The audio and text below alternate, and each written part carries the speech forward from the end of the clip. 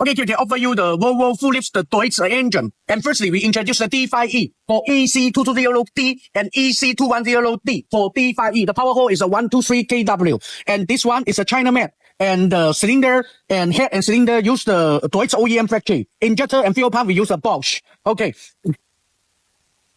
And this one is a D6E. D6E for the EC210B. Power hole is a 119 kW, 1,900 RPM. And this one is a tier 2, also have the tier 2 and tier 3. We also can use the China injector and fuel pump, and also can use the Bosch injector and Bosch the unit pump. Okay. Now with this one is a EC290D, and the power hole is a 170 kW. And the injector and fuel pump we use a Bosch, and so we can offer you the China injector and fuel pump because they use a 2 unit pump. Okay. The sensor, the sensor we use the Bosch. All the sensor.